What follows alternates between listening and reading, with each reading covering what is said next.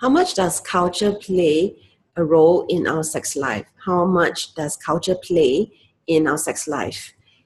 Culture basically means the kind of feel that you get in a certain environment. So for instance, the culture at your workplace, the culture in your, say, your religious group, the culture, the sense that you're getting.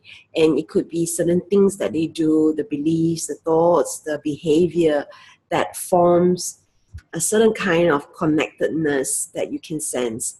So culture does play a part in our sex life. For instance, if you're in a culture that emphasizes on sex, then you're probably going to have more attention in this topic. You would already be in an environment where people are talking about it, expressing it, bringing it up, discussing it. So the culture helps with the openness of the person. And so if you come from a culture that is a lot more open, I'm thinking French people, for instance, we always think of French people as very romantic. And I certainly know French people who are very particular about their food. They really love their food, just like Asians. And the kind of taste that they have is quite different when it comes to food as well. So when it comes to sex, depending on the culture, we also, it starts to influence our sex life.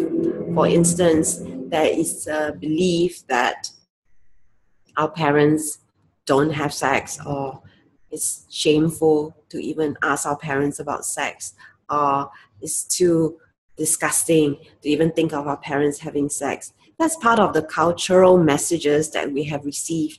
And this in turn affects our own sexual attitudes, which in turn affects our own sexual beliefs down the road. And this then affects our behavior. So our attitudes, which informs our beliefs, which then affects our behavior.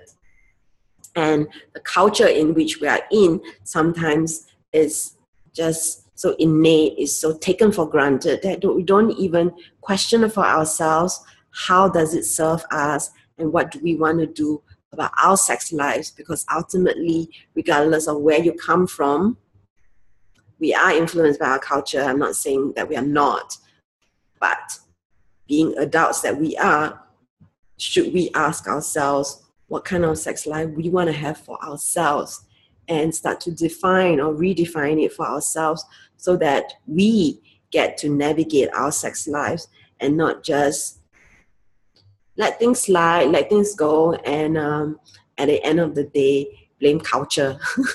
So this is Martha of Eros Coaching, inviting you to think about your culture, how it's serving you, and whether you want to navigate a sex life that works for you.